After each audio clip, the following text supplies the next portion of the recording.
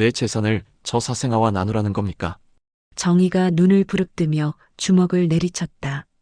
어머니는 그 아이를 50년 동안 찾아본 적도 없으면서요. 정희의 날카로운 말이 정희를 찔렀다. 그럼 지금은요? 재산 때문에 찾아온 건 아니죠? 윤호가 차갑게 웃으며 독서를 내뱉었다. 당연히 재산 때문이지. 저 애를 인정하는 순간 우리 몫이 줄어든다. 정희가 광분하며 소리를 질렀다. 너희들이 나를 실망시켰다. 정희가 분노로 떨리는 목소리로 아들을 응시했다. 오늘의 사연이 곧 시작됩니다. 꼭 구독과 좋아요를 부탁드립니다. 사연 채널을 운영하는데 큰 힘이 됩니다. 1챕터 고요한 제국의 아침. 새벽 5시 30분 강남 한복판의 초고층 빌딩 최상층에서 강정희는 눈을 떴습니다. 72살의 나이에도 불구하고 정희의 하루는 언제나 이 시간부터 시작되었습니다. 검은색 실크 잠옷을 입은 채 거대한 창가에 서서 내려다본 서울의 풍경은 마치 자신이 만들어낸 작은 왕국 같았습니다. 회장님, 아침 일정표입니다. 비서 김 과장이 조심스럽게 문을 두드렸습니다. 정희는 고개를 끄덕이며 두꺼운 서류 뭉치를 받아들었습니다. 오전 8시 주요 계열사 사장단 회의, 오전 10시 부동산 개발 프로젝트 보고, 오후 2시 증권자 미팅. 빈틈없는 일정이었습니다. 호텔 라운지에 도착한 정희는 늘 앉던 자리, 창가 모서리 테이블에 앉았습니다. 경호원 2명이 멀찍이 떨어져 서 있고 김 과장은 옆 테이블에서 노트북을 열었습니다. 정희는 조선일보 경제면부터 펼쳐들었습니다. 주식 시세를 확인하며 커피 한 모금을 넘겼을 때 핸드폰이 진동했습니다. 어머니, 정희입니다. 장남 정희의 목소리였습니다. 정희는 신문에서 눈을 떼지 않은 채 대답했습니다. 무슨 일이냐? 이번 분기 실적 관련해서 말씀드릴 게 있어서요. 점심시간에 잠깐 뵐 수 있을까요? 정희는 작게 한숨을 쉬었습니다. 정희는 45살의 나이에도 여전히 어머니에게 의존하려 했습니다. 회사 일도 집안일도 심지어 아이들 교육 문제까지도 모든 것을 정희에게 물어봤습니다. 바쁘다. 김 과장한테 일정 조율하라고 해라. 네, 알겠습니다. 전화를 끊고 나서 정희는 다시 신문으로 시선을 돌렸습니다. 하지만 집중이 되지 않았습니다. 며느리 수진의 얼굴이 떠올랐기 때문입니다. 어제 저녁 식사 자리에서 수진이 던진 말이 계속 머릿속을 맴돌았습니다. 어머님, 정혜 오빠가 회사 일로 너무 스트레스 받고 있어요. 조금만 더 권한을 주시면 안 될까요? 정희는 그때 차갑게 대답했습니다. 권한은 실력으로 얻는 거다. 공짜로 주는 게 아니야. 수진의 표정이 순간 굳어지는 것을 정희는 놓치지 않았습니다. 하지만 정희에게는 그런 것이 중요하지 않았습니다. 자신이 맨손으로 일궈낸 이 모든 것을 노력 없이 물려받으려는 사람들을 그녀는 믿지 않았습니다.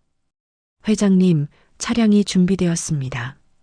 김 과장의 목소리에 정희는 자리에서 일어났습니다. 검은색 벤츠가 호텔 입구에서 기다리고 있었고 경호원이 차문을 열어주었습니다. 차 안에서 정희는 창밖을 바라보며 생각에 잠겼습니다. 이상했습니다. 요즘 들어 자꾸만 옛날 생각이 났습니다. 특히 부산에서 보낸 젊은 시절 말입니다. 복례시장 근처 단칸방에서 살던 그때 야학에서 만난 사람들, 그리고 그 사람. 정희는 고개를 저었습니다. 그런 생각은 의미가 없었습니다. 이미 너무 오래전 일이었고 지금의 자신과는 전혀 다른 세계의 이야기였습니다. 회사에 도착한 정희는 엘리베이터를 타고 40층 회장실로 올라갔습니다. 거대한 책상 뒤에 앉아 서류를 검토하던 중 문득 창밖으로 시청 앞 광장이 보였습니다. 평범한 일상을 살아가는 사람들이 개미처럼 작아 보였습니다. 정희는 자신이 그들과는 다른 세계에 살고 있다는 것을 알고 있었습니다. 하지만 때로는 아주 가끔씩은 그 평범한 일상이 그리워질 때가 있었습니다. 물론 그런 감정은 금세 사라졌습니다. 현실은 냉정했고 정희는 그 냉정함 속에서 살아남은 사람이었습니다. 오후가 되어 정희가 회장실을 찾아왔습니다. 그는 여전히 조심스러운 표정을 짓고 있었습니다. 어머니, 이번 분기 실적이 예상보다 좋지 않습니다. 정희는 보고서를 받아들고 꼼꼼히 살펴봤습니다. 이유가 뭐냐? 경쟁사들이 공격적인 마케팅을 하고 있어서. 변명하지 마라. 우리가 더 잘하면 되는 일이다. 정희는 입을 다물었습니다. 정희는 아들을 바라보며 생각했습니다. 이 아이는 언제까지 이럴까? 언제까지 자신의 그늘에 숨어서 살려고 할까?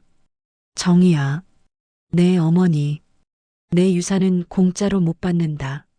노력 없는 자식에겐 줄 게 없어. 정희의 얼굴이 굳어졌습니다. 하지만 정희는 신경 쓰지 않았습니다. 이것이 현실이었고 자신이 살아온 방식이었습니다. 저녁이 되어 집으로 돌아온 정희는 거대한 거실에 혼자 앉아 있었습니다. 가정부가 준비해준 저녁을 혼자 먹으며 정희는 자신의 삶을 돌아봤습니다. 성공했습니다. 누구도 부인할 수 없을 만큼 크게 성공했습니다. 하지만 왜인지 마음 한구석이 비어있는 느낌이었습니다. 그날 밤 정희는 서재에서 오래된 앨범을 꺼내 들었습니다. 젊은 시절 사진들이 담긴 앨범이었습니다. 20살 정희의 모습이 있었습니다. 순박하고 희망에 찬 얼굴이었습니다. 지금의 자신과는 전혀 다른 모습이었습니다. 정희는 앨범을 덮고 창밖을 바라봤습니다. 서울의 야경이 반짝이고 있었지만 그녀의 마음속에는 왠지 모를 어둠이 자리 잡고 있었습니다. 내일도 모레도 똑같은 하루가 반복될 것입니다. 하지만 정희는 알지 못했습니다. 바로 그 내일 자신의 모든 것을 바꿀 만한 일이 일어날 것이라는 사실을 말입니다. 다음 날 아침 정희는 평소보다 일찍 회사로 향했습니다. 어젯밤 잠을 설쳤기 때문이었습니다. 옛날 사진을 본 후로 자꾸만 부산 시절 기억이 떠올랐습니다. 차 안에서도 창밖을 바라보며 그때 일들을 생각했습니다. 회장님, 오늘 오후에 시청에서 열리는 사회공헌 행사 참석하실 건가요? 김 과장이 조심스럽게 물었습니다. 정희는 고개를 저었습니다. 바쁘다. 대신 참석시켜라. 알겠습니다. 하지만 점심시간이 지나고 나서 정희는 마음을 바꿨습니다. 왠지 모르게 밖으로 나가고 싶었습니다. 사무실에 갇혀 있으니 더욱 답답했습니다. 김 과장, 시청 행사에 참석하겠다. 네.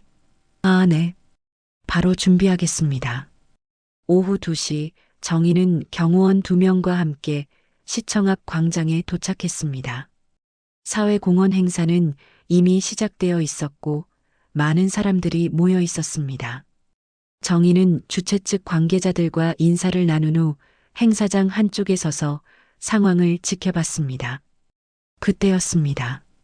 광장 한 구석에서 한 소년이 비틀거리며 걷고 있는 모습이 보였습니다. 15살 정도로 보이는 소년은 낡은 교복을 입고 있었고 어깨에는 헌 가방을 메고 있었습니다. 소년의 얼굴은 창백했고 걸음걸이도 불안정했습니다. 정희는 왠지 모르게 그 소년에게 시선이 고정되었습니다. 소년은 계속해서 주위를 둘러보며 무언가를 찾는 듯 했습니다. 그리고 갑자기 그 자리에 주저앉더니 쓰러져 버렸습니다. 어머, 저기 애가 쓰러졌어요. 주변 사람들이 소란스러워했습니다. 경호원이 정희에게 다가왔습니다. 회장님, 경찰을 불러드릴까요? 하지만 정희는 이상한 충동을 느꼈습니다. 발걸음이 저절로 쓰러진 소년 쪽으로 향했습니다. 경호원들이 당황하며 뒤따랐습니다. 회장님, 위험합니다.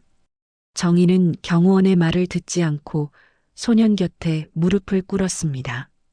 소년은 의식을 잃은 상태였고 얼굴은 더욱 창백해져 있었습니다.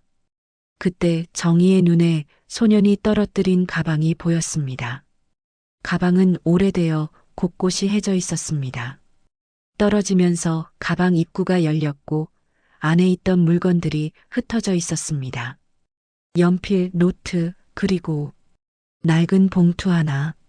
정희는 본능적으로 그 봉투를 집어들었습니다. 봉투는 누렇게 바랜 종이로 만들어져 있었고 겉면에는 아무것도 쓰여 있지 않았습니다. 하지만 봉투 안에서 무언가가 느껴졌습니다. 회장님, 구급차가 곧 도착합니다. 경호원의 말에 정희는 고개를 끄덕였습니다. 하지만 그녀의 손은 여전히 봉투를 쥐고 있었습니다. 왠지 모르게 그 봉투를 놓을 수가 없었습니다. 구급차가 도착하고 소년이 실려갔습니다. 정희는 소년이 떨어뜨린 가방과 함께 차에 올랐습니다. 경호원들이 의아해했지만 정희는 설명하지 않았습니다. 차 안에서 정희는 조심스럽게 봉투를 열었습니다. 안에는 종이 2장이 들어 있었습니다. 하나는 편지지 같아 보였고 다른 하나는 사진이었습니다. 정희는 사진을 먼저 들어 올렸습니다. 그리고 그 순간 숨이 멈추는 듯 했습니다. 사진 속에는 젊은 여자가 서 있었습니다. 20살 정도로 보이는 그 여자는 함경남도 출신의 순박한 얼굴을 하고 있었습니다. 그리고 그 여자는 바로 자신이었습니다. 사진 속 정희는 지금과는 전혀 다른 모습이었습니다. 소박한 한복을 입고 있었고 얼굴에는 수줍은 미소가 떠 있었습니다. 옆에는 남자의 팔 부분만 보였습니다. 얼굴은 찢어져서 보이지 않았지만 그 팔을 보는 순간 정희는 알 수 있었습니다. 태수. 정희는 무의식 중에 그 이름을 중얼거렸습니다. 박태수. 부산 복례시장 근처에서 만났던 그 사람. 야학에서 함께 공부했던 그 사람. 정치 시위에 연루되어 어느 날 갑자기 사라져버린 그 사람. 정희는 떨리는 손으로 편지를 펼쳤습니다. 손글씨로 쓰인 글이었는데 글씨체가 어쩐지 익숙했습니다. 엄마를 만나러 갑니다. 편지의 첫 줄이었습니다. 정희의 심장이 빠르게 뛰기 시작했습니다. 당신이 나를 버린 날부터. 편지는 이렇게 시작되었습니다. 하지만 정희는 더 이상 읽을 수 없었습니다. 손이 너무 떨렸기 때문입니다. 회장님, 괜찮으세요? 운전석의 경호원이 백미러로 정희를 바라보며 걱정스럽게 물었습니다. 정희는 급히 편지와 사진을 봉투 안에 넣었습니다. 괜찮다. 병원으로 가자. 네, 알겠습니다. 차가 병원으로 향하는 동안 정희는 계속 생각했습니다. 이것이 우연일까? 왜 하필 그 소년이 이런 사진을 가지고 있을까? 그리고 이 편지는 대체 누가 쓴 것일까? 사진 속 자신의 모습이 계속 떠올랐습니다. 그때는 정말 순수했습니다. 세상의 모든 것이 아름다워 보였고 사랑하는 사람과 함께라면 무엇이든 할 수 있다고 믿었습니다. 하지만 그 모든 것은 하루아침에 사라졌습니다. 태수가 사라진 후 정희는 홀로 서울로 올라왔습니다. 그리고 과거의 모든 것을 지우려고 노력했습니다. 부산에서의 기억들, 태수와의 추억들, 그 모든 것을 마음 깊은 곳에 묻어버렸습니다. 하지만 지금 그 봉인되어 있던 기억들이 다시 살아나고 있었습니다. 그리고 정희는 알고 있었습니다. 이것이 단순한 우연이 아니라는 것을, 무언가 더 큰 일이 자신을 기다리고 있다는 것을 말입니다. 병원에 도착했을 때 정희의 마음은 이미 50년 전 부산으로 돌아가 있었습니다. 그리고 그녀는 알지 못했습니다. 이것이 자신의 인생을 완전히 바꿔놓을 시작에 불과하다는 것을 말입니다. 병원 로비에 들어선 정희는 급히 접수대로 향했습니다. 간호사가 정중하게 인사했지만 정희의 머릿속은 온통 그 편지와 사진 생각뿐이었습니다. 아까 구급차로 실려온 학생이 어디 있습니까? 환자분 성함이 어떻게 되시나요? 간호사의 질문에 정희는 멈춰섰습니다. 소년의 이름을 모른다는 사실을 깨달았기 때문입니다. 하지만 가방 안에 학생증이 있을 거라고 생각하며 가방을 뒤져봤습니다. 학생증을 찾는데 잠시 시간이 걸렸습니다. 가방 안은 생각보다 정리가 잘 안 되어 있었고 오래된 물건들이 많이 들어 있었습니다. 마침내 낡은 지갑 안에서 학생증을 찾았습니다. 정희가 학생증을 보는 순간 온몸에 전율이 흘렀습니다. 박윤호. 그 이름을 본 순간 정희는 숨을 쉴 수 없었습니다. 박씨. 바로 태수의 성이었습니다. 박태수? 50년 전 자신이 사랑했던 그 남자의 성과 똑같았습니다. 환자분을 찾으셨나요? 간호사가 다시 물었지만 정희는 대답할 수 없었습니다. 학생증을 든 손이 떨리고 있었습니다. 설마 이것이 정말 우연일까요? 박윤호. 박윤호 학생입니다. 겨우 정신을 차린 정희가 대답했습니다. 아, 네. 현재 응급실에 있습니다. 의식은 회복했지만 영양실조와 탈수 증상으로 입원 치료가 필요한 상태입니다. 보호자는 왔습니까? 아직 연락이 안 되고 있어요. 학생이 고아원 출신이라고 하는데 최근에 시설을 나와서 간호사의 말에 정희는 더욱 충격을 받았습니다. 고아원 출신. 그 말이 계속 머릿속을 맴돌았습니다. 응급실이 어디입니까? 이쪽으로 오세요. 정희는 경호원들과 함께 응급실로 향했습니다. 복도를 걸으면서도 계속 생각했습니다. 박윤호. 이 이름이 왜 이렇게 익숙할까요? 그리고 왜 자신의 옛 사진을 가지고 있을까요? 응급실 앞에 도착했을 때 의사가 나와서 설명했습니다. 환자는 심각한 영양실조 상태입니다. 며칠간 제대로 먹지 못한 것 같아요. 다행히 생명에는 지장이 없지만 며칠간 입원해서 치료받아야 합니다. 보호자 연락은 어떻게 됩니까?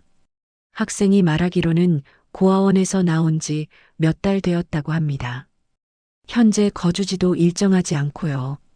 정희는 고개를 끄덕였습니다. 그리고 조심스럽게 물었습니다. 환자를 만날 수 있습니까? 지금은 안정을 취하고 있어서. 가족분이신가요? 정희는 잠시 망설였습니다. 가족이라고 할 수 있을까요? 아직 확실하지 않은데 그렇게 말해도 될까요? 그냥 아이가 쓰러진 것을 목격해서 걱정이 되어 따라온 것입니다. 그렇다면 내일 오시는 게 좋겠어요. 오늘은 충분히 쉬어야 해서요. 정희는 아쉬웠지만 고개를 끄덕였습니다. 대신 병원비는 자신이 내겠다고 했습니다. 의사는 당황했지만 정희의 고집에 결국 동의했습니다. 병원을 나와 차에 오른 정희는 다시 그 편지를 꺼내 들었습니다. 이번에는 끝까지 읽어보기로 했습니다. 엄마를 만나러 갑니다. 당신이 나를 버린 날부터 15년이 지났습니다. 고아원에서 자라면서 매일 왜 나를 버렸는지 생각했습니다. 나에게 잘못이 있었나요? 아니면 내가 태어나지 말았어야 했나요? 정희의 가슴이 아팠습니다. 편지를 쓴 사람의 마음이 느껴졌기 때문입니다. 원장님이 말씀하시기를 엄마는 어쩔 수 없는 사정이 있었을 거라고 했습니다. 하지만 저는 이해할 수 없습니다. 어떤 사정이 있어도 자식을 버릴 수 있나요? 정희는 편지를 읽으면서 눈물이 나르는 것을 참았습니다. 이 편지가 정말 자신에게 쓴 것일까요? 아니면 다른 누군가에게 쓴 것일까요? 사진을 보면서 엄마가 어떤 사람인지 상상해 봤습니다. 예쁘고 착한 사람일 것 같았습니다. 그래서 더욱 이해할 수 없었습니다. 그런 엄마가 왜 나를 버렸을까? 편지의 글씨체가 점점 흐려져 보였습니다. 정희의 눈에서 눈물이 흘러내리고 있었기 때문입니다. 이제 엄마를 찾아가려고 합니다. 용서해달라고 하려는 게 아닙니다. 그냥 한 번만 보고 싶습니다.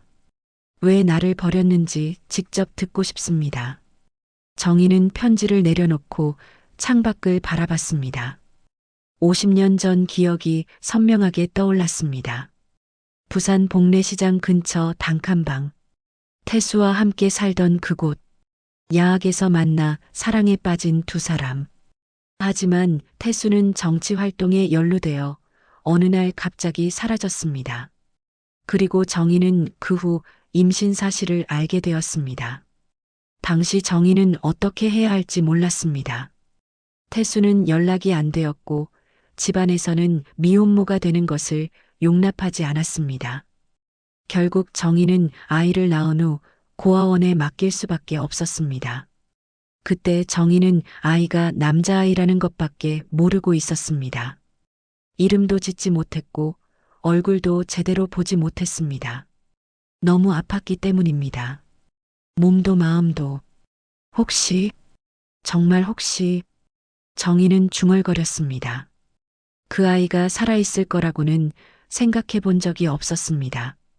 고아원에서 잘 자랐을 거라고도 생각해 본 적이 없었습니다. 그냥 모든 것을 잊으려고 노력했을 뿐입니다.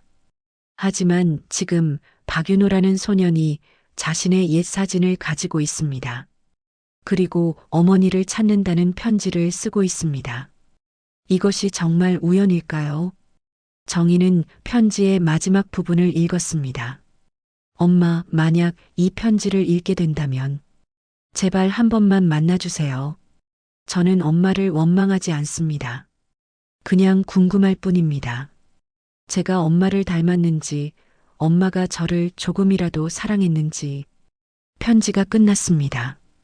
정희는 편지를 접으며 생각했습니다. 내일 다시 병원에 가야겠다고. 그리고 그 소년과 직접 이야기해야겠다고. 차가 집에 도착했지만 정희는 내리지 않았습니다. 아직 마음의 준비가 되지 않았기 때문입니다. 50년 만에 찾아온 과거가 너무 무거웠습니다. 하지만 정희는 알고 있었습니다. 이제 더 이상 도망갈 수 없다는 것을, 진실과 마주해야 할 때가 왔다는 것을 말입니다. 그날 밤 정희는 잠을 이룰 수 없었습니다. 침대에 누워서도 계속 윤호의 편지가 떠올랐습니다. 새벽 3시가 넘어서야 겨우 잠이 들었지만 꿈속에서도 50년 전 부산의 기억들이 선명하게 되살아났습니다. 다음 날 아침 정희는 평소보다 일찍 일어났습니다. 오늘은 반드시 윤호를 만나야 했습니다. 하지만 회사 일정도 무시할 수 없었습니다. 김 과장에게는 오후에 개인적인 용무가 있다고만 말했습니다. 회장님, 혹시 어디 편찮으신 건 아니죠? 김 과장이 걱정스럽게 물었습니다. 정희의 표정이 평소와 달랐기 때문입니다. 괜찮다. 그냥 확인하고 싶은 게 있어서. 오전 회의를 마친 후 정희는 혼자 병원으로 향했습니다. 경호원들에게는 회사 주변에서 대기하라고 지시했습니다. 이번 일은 혼자 처리하고 싶었습니다. 병원에 도착한 정희는 간호사에게 윤호의 상태를 물어봤습니다. 많이 나아졌어요. 의식도 완전히 회복했고 밥도 잘 드시고 있습니다. 다만 아직 보호자 연락이 안 되고 있어서 제가 이야기 좀 나눠봐도 될까요? 네, 지금은 괜찮을 것 같아요. 정희는 윤호가 있는 병실 앞에서 잠시 망설였습니다. 정말 들어가야 할까요? 만약 자신의 추측이 맞다면 이 만남이 모든 것을 바꿔놓을 텐데 말입니다. 용기를 내어 병실 문을 두드렸습니다. 들어오세요. 병실 안에서 맑은 목소리가 들렸습니다. 정희가 문을 열고 들어가자 침대에 앉아있던 윤호가 놀란 표정을 지었습니다. 어제 그 아주머니. 안녕하세요. 몸은 좀 어때요? 정희는 윤호의 얼굴을 자세히 살펴봤습니다. 15살의 소녀는 생각보다 키가 컸고 눈이 똘똘했습니다. 그리고 어쩐지 익숙한 느낌이 들었습니다. 많이 좋아졌어요. 그런데 왜 저한테 어제 가방을 주우셨더라고요. 고맙습니다. 윤호가 정중하게 인사했습니다. 정희는 가방을 윤호에게 건네주며 조심스럽게 물었습니다. 혹시 가방 안에 편지 같은 게 있었는데 그거 누가 쓴 건가요? 윤호의 표정이 순간 굳어졌습니다. 그걸 보셨나요? 미안해요. 의도한 건 아니었는데 가방이 열려서. 윤호는 잠시 말이 없었습니다. 그러다가 조용히 대답했습니다. 제가 쓴 거예요. 어머니한테요. 정희의 가슴이 다시 빠르게 뛰기 시작했습니다. 어머니를 찾고 있나 봐요? 네. 평생 찾고 있었어요. 윤호의 목소리에 슬픔이 묻어 있었습니다. 혹시 어머니에 대해서 아는 게 있나요? 사진 말고 다른 단서는 없고요. 사진이 전부예요. 고아원 원장님이 주신 거거든요. 정희는 심호흡을 했습니다. 이제 직접 물어봐야 할 때였습니다. 윤호야, 고아원 이름이 뭐예요? 부산 푸른솔 고아원이에요. 거기서 13살까지 살았어요. 부산. 정희의 예상이 맞았습니다. 하지만 더 확실히 해야 했습니다. 원장님이 다른 말씀은 안 하셨나요? 부모님에 대해서요? 윤호는 잠시 생각하더니 대답했습니다. 어머니가 저를 맡기실 때 아무 말씀도 안 하셨대요. 그냥 사진 한 장만 남기고 가셨다고. 정희는 목이 메었습니다. 그 말이 너무나 선명하게 기억났기 때문입니다. 50년 전 자신이 고아원에 아이를 맡길 때의 그 순간이 말입니다. 그런데 아주머니는 왜 저한테 이런 걸 물어보세요? 윤호가 의심스러운 눈으로 정희를 바라봤습니다. 정희는 당황했습니다. 아직 확실하지 않은데 성급하게 말할 수는 없었습니다. 그냥 혼자 있는 아이가 안쓰러워서요. 아, 그렇구나. 감사합니다. 정희는 더 물어보고 싶었지만 참았습니다. 대신 다른 방법을 생각해 봤습니다. 윤호야, 혹시 고아원 원장님 연락처 알아요? 왜요? 아이 상황을 설명드리려고요. 걱정하실 것 같아서. 윤호는 망설이다가 원장의 전화번호를 알려줬습니다. 정희는 그 번호를 메모하며 마음속으로 계획을 세웠습니다. 윤호와 헤어진 후 정희는 바로 푸른솔 고아원에 전화를 걸었습니다. 안녕하세요. 박윤호라는 아이 때문에 전화드렸는데요. 아, 윤호 말씀이시군요. 그 애가 어떻게 됐나요? 원장의 목소리에서 걱정이 느껴졌습니다. 지금 병원에 입원해 있어요. 괜찮으니까 걱정 마세요. 다행입니다. 그런데 누구시길래? 제가 윤호를 도와주고 싶어서요. 혹시 만나서 이야기할 수 있을까요? 원장은 잠시 망설이다가 동의했습니다. 정희는 즉시 부산으로 향했습니다. 부산에 도착한 것은 저녁 무렵이었습니다. 푸른솔 고아원은 생각보다 작고 낡은 건물이었습니다. 원장은 60대 중반의 자상해 보이는 여성이었습니다.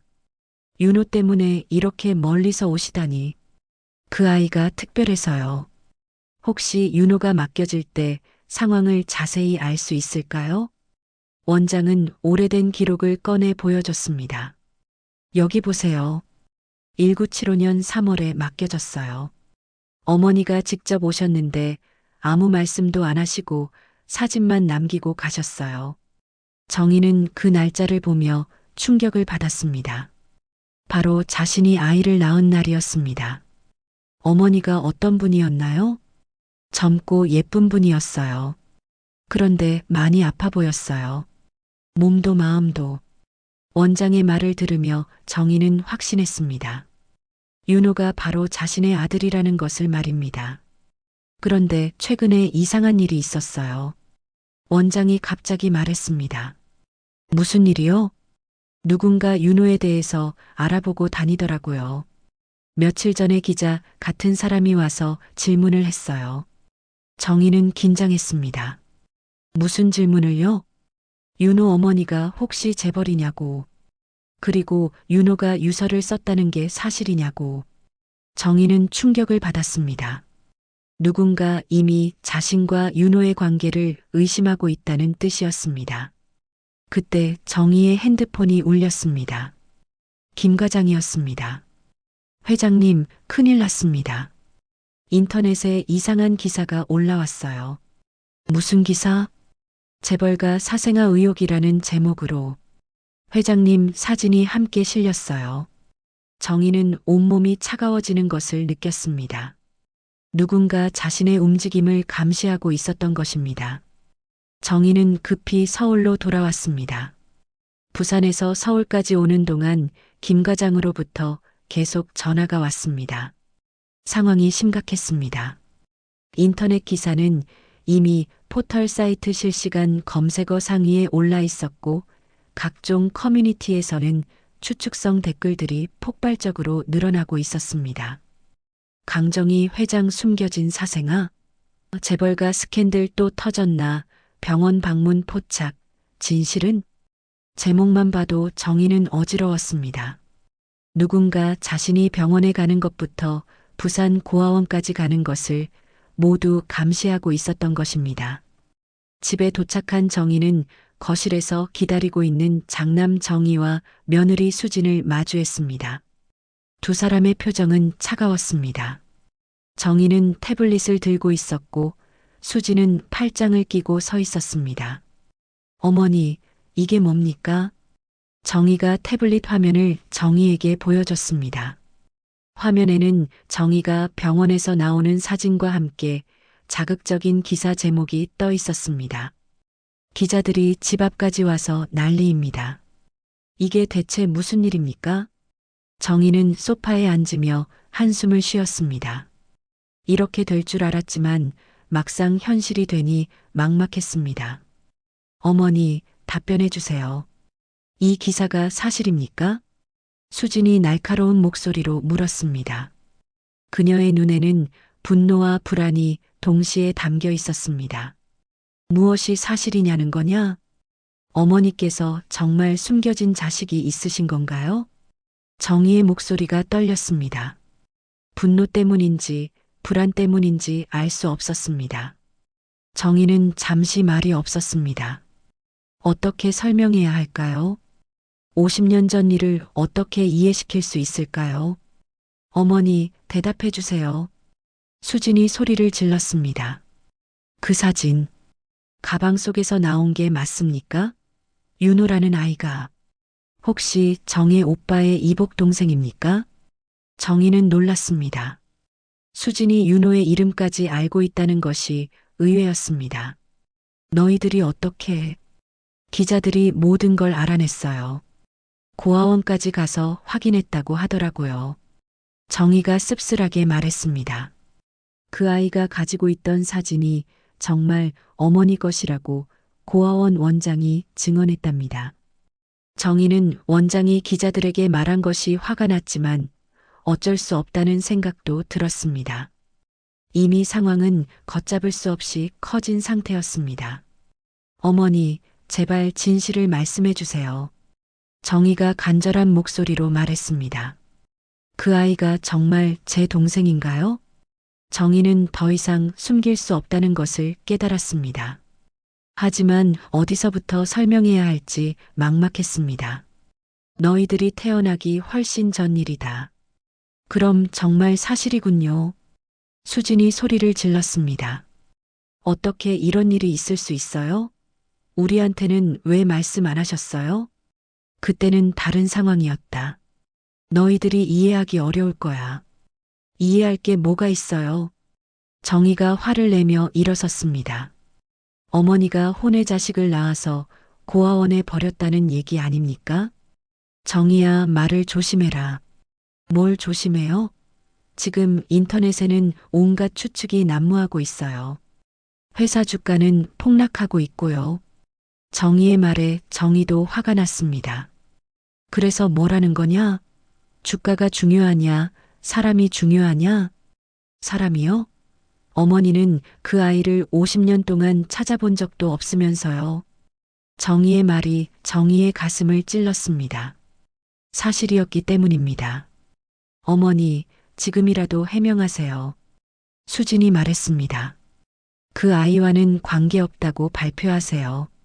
그래야 이 상황이 정리돼요. 무슨 소리냐? 기자들한테 해명 기자회견을 하세요. 단순히 불쌍한 아이를 도와준 것 뿐이라고요. 정희는 믿을 수 없다는 표정으로 수진을 바라봤습니다. 내가 내 아들을 부인하라고? 아들이요? 정희가 경악했습니다. 정말 어머니 아들이라는 말씀이세요? 그렇다.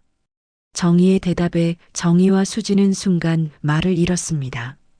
추측과 확신은 다른 것이었습니다. 그럼 제 재산은 어떻게 되는 건가요? 수진이 떨리는 목소리로 물었습니다. 재산? 법적으로 그 아이도 상속권이 있는 거 아닌가요? 정희는 수진의 말에 실망했습니다. 이런 상황에서도 재산 걱정부터 하다니. 수진아, 지금 그런 걸 따질 때냐? 언제 따져요? 어머님이 돌아가시고 나서요? 수진의 솔직한 말에 정희도 당황했습니다. 수진아, 그만해. 왜요? 잘못된 말 했나요? 갑자기 이복 동생이 나타났는데 재산 분할 걱정하는 게 이상한가요? 정희는 일어서서 창밖을 바라봤습니다. 집 앞에는 기자들이 몰려 있었고 카메라 플래시가 계속 터지고 있었습니다. 어머니, 결정하세요. 정희가 차가운 목소리로 말했습니다. 그 아이를 인정할 건지 아니면 우리 가족을 택할 건지요. 무슨 말이냐? 저희는 이런 스캔들을 감당할 수 없어요. 아이들 학교에서도 이미 소문이 돌고 있고 회사에서도 임원들이 수군거리고 있어요. 정희는 아들의 말에 마음이 아팠습니다. 가족이라는 것이 이런 것인가요? 어려울 때 등을 돌리는 것인가요? 그럼 너희들은 어쩌자는 거냐? 그 아이와 관계를 끊으세요. 공식적으로 부인하시고요. 수진이 단호하게 말했습니다. 아니면 저희가 이 집을 나가겠어요. 정희는 수진을 바라봤습니다. 협박이었습니다. 하지만 정희는 더 이상 놀라지 않았습니다. 사람의 본성을 너무 잘 알고 있었기 때문입니다. 그래라. 나가고 싶으면 나가라. 정희의 대답에 정희와 수진은 당황했습니다. 이런 반응을 예상하지 못했기 때문입니다. 어머니, 정말로 그 아이를 택하시는 건가요? 그게 아니다. 나는 진실을 택하는 거야. 정희는 두 사람을 바라보며 말했습니다. 너희들이 나를 실망시켰다. 그날 밤 정희와 수진은 정말로 집을 나갔습니다. 정희는 혼자 남은 거대한 집에서 윤호의 편지를 다시 읽었습니다. 그리고 결심했습니다. 더 이상 도망치지 않겠다고, 진실과 마주하겠다고 말입니다. 그날 밤 정희는 잠들지 못하고 서재에 앉아 있었습니다. 책장 깊숙한 곳에서 오래된 상자를 꺼내 들었습니다. 먼지가 수북이 쌓인 그 상자 안에는 50년 전 부산에서의 기억들이 담겨 있었습니다. 낡은 일기장, 야학에서 받은 수료증, 그리고 태수의 편지들. 정희는 떨리는 손으로 편지들을 하나씩 꺼내 읽었습니다. 정희야, 오늘 야학에서 너를 처음 봤을 때부터 마음이 설렜어. 너의 맑은 눈동자가 너무 아름다웠어. 태수의 글씨체가 선명했습니다. 정희는 눈물을 참으며 계속 읽었습니다. 우리 함께 공부하면서 꿈을 키워가자. 나는 너와 함께라면 무엇이든 할 수 있을 것 같아. 그때는 정말 행복했습니다. 가난했지만 희망이 있었고 사랑하는 사람이 있었습니다. 하지만 모든 것은 하루아침에 무너졌습니다. 정희는 마지막 편지를 펼쳤습니다. 태수가 사라지기 전날 쓴 편지였습니다.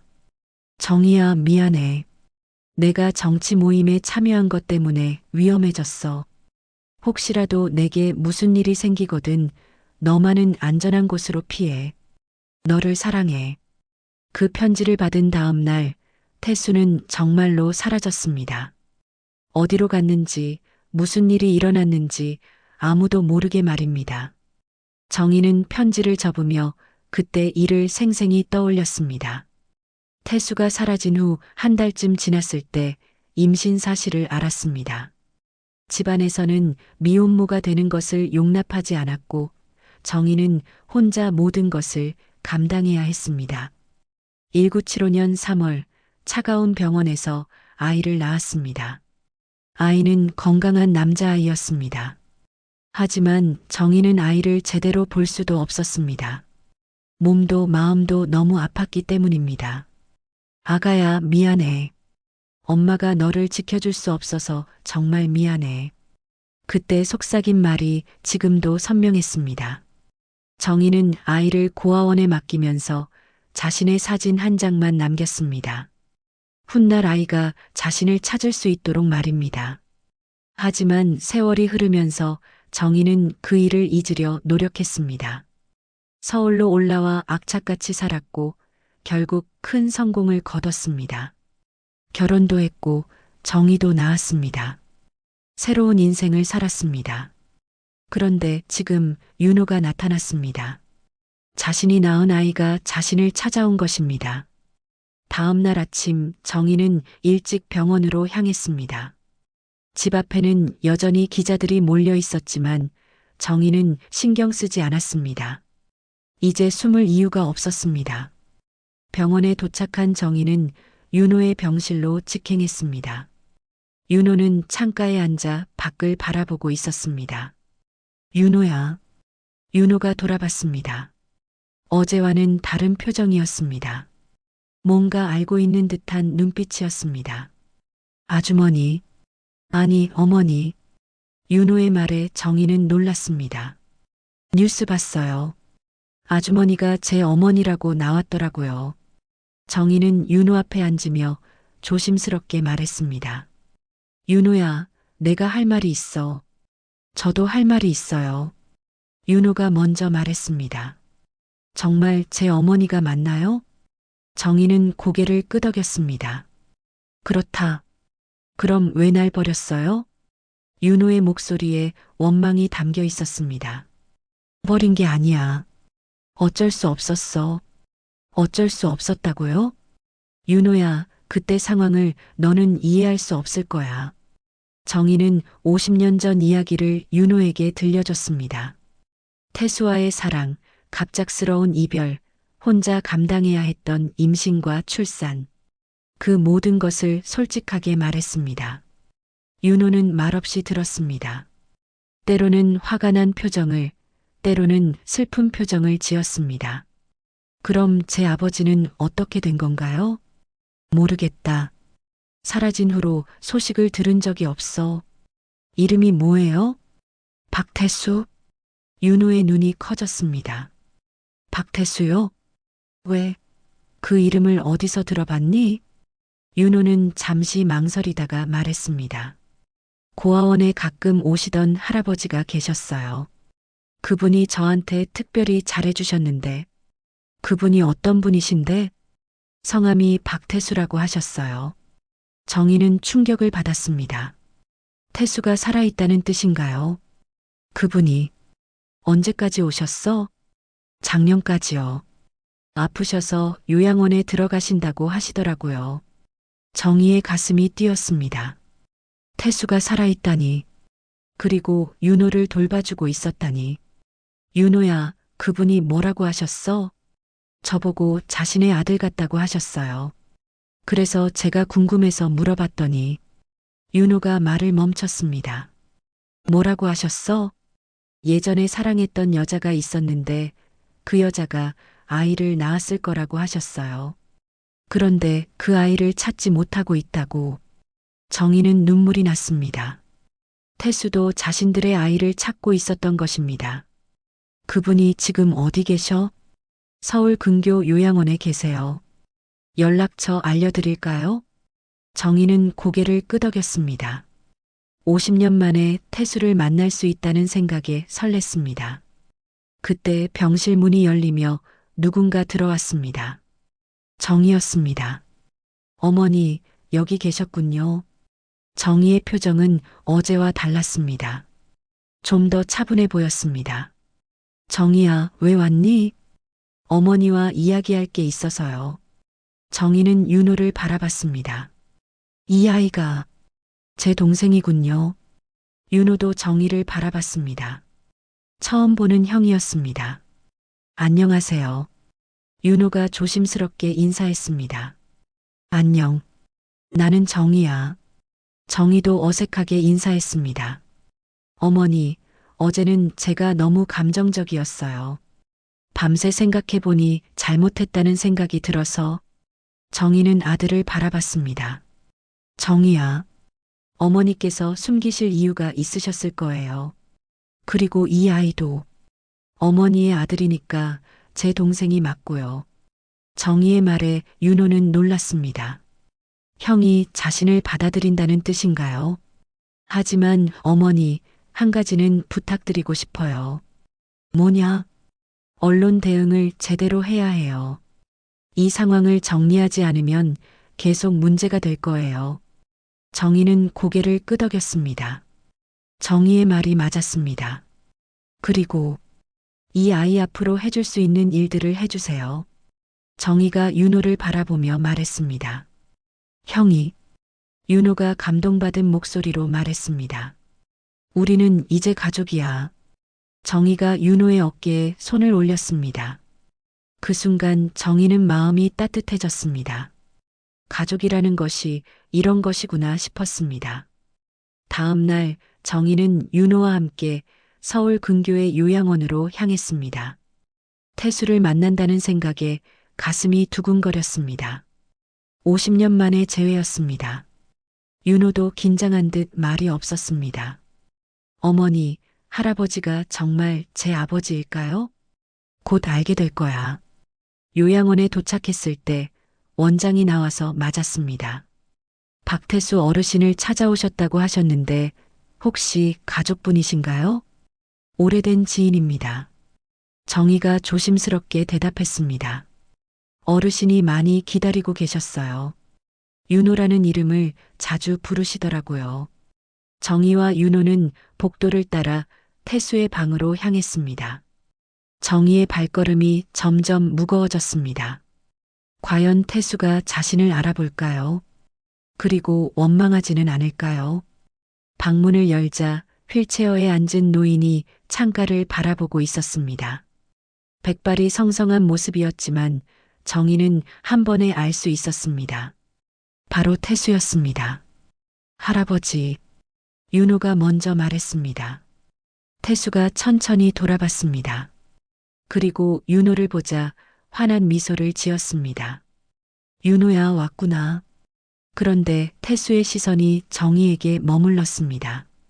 순간 그의 표정이 굳어졌습니다. 정희야. 태수의 목소리는 떨리고 있었습니다. 태수야. 정희도 간신히 대답했습니다. 두 사람은 서로를 바라보며 말이 없었습니다. 50년이라는 세월이 느껴졌습니다. 할아버지, 이분이 제 어머니세요. 윤호가 조심스럽게 말했습니다. 알고 있다. 태수가 조용히 대답했습니다. 사실 너를 처음 봤을 때부터 알았어. 정희를 너무 닮았거든. 정희는 놀랐습니다.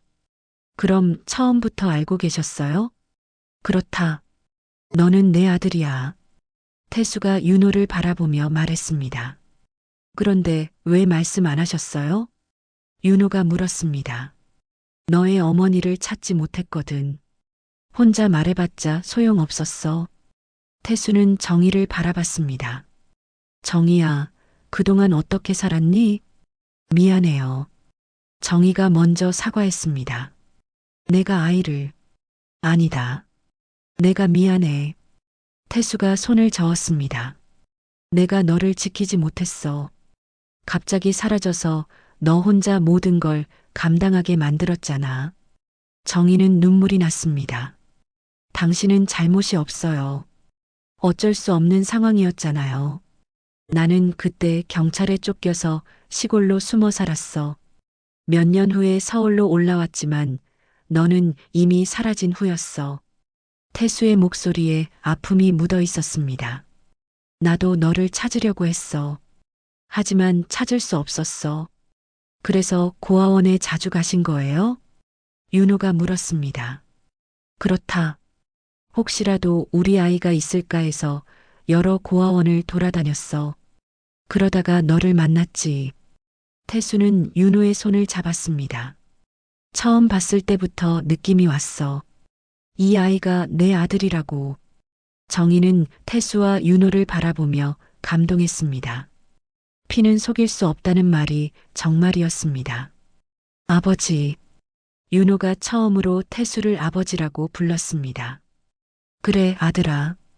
태수의 눈에서도 눈물이 흘렀습니다.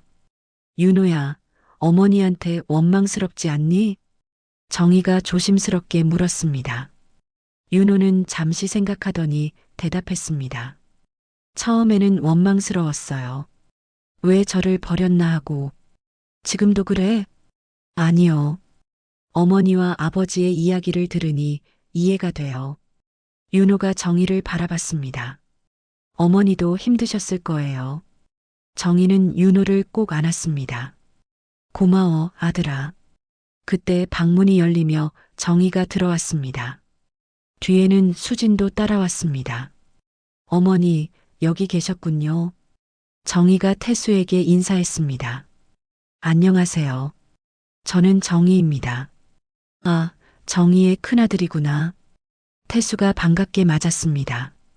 윤호한테 이야기 많이 들었어. 수지는 어색한 표정이었지만 예의를 지켜 인사했습니다. 어제는 제가 너무 감정적이었어요. 수진이 정희에게 말했습니다.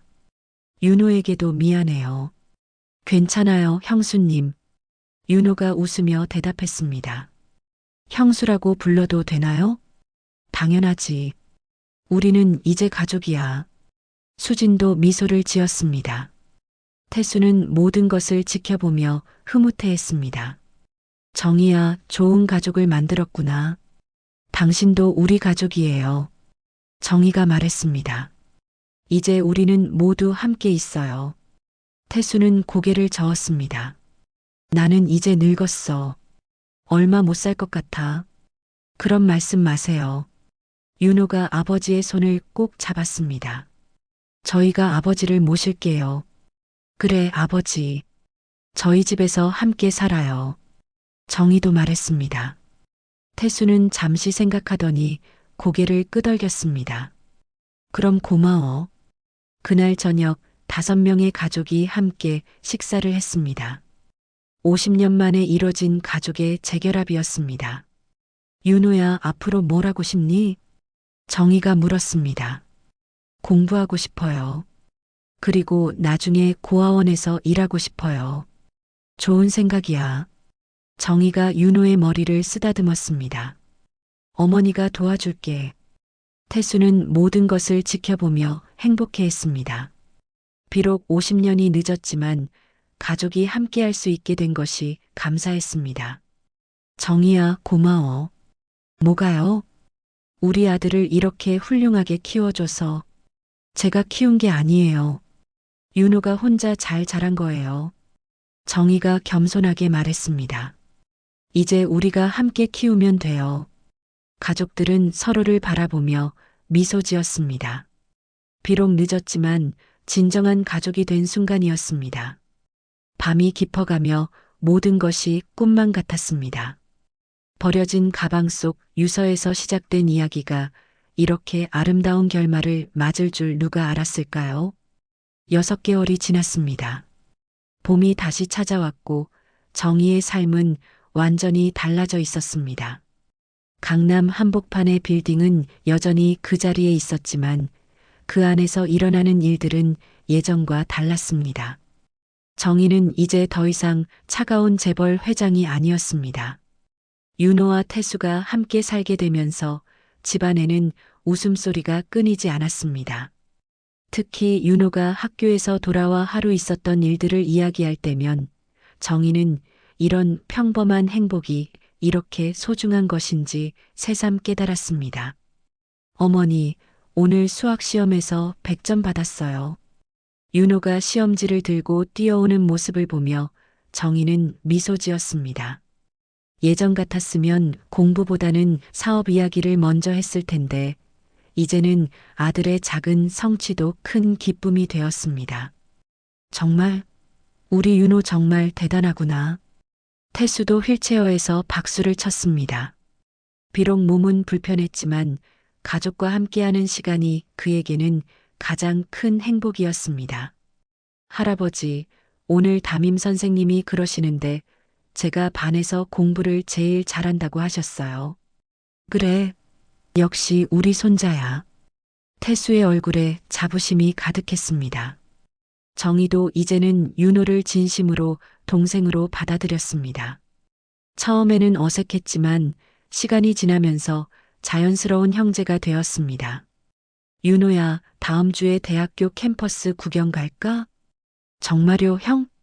그래. 미리 둘러보고 목표를 정하는 게 좋을 것 같아. 수진도 완전히 마음을 열었습니다. 윤호의 순수함과 착함에 감동받았기 때문입니다.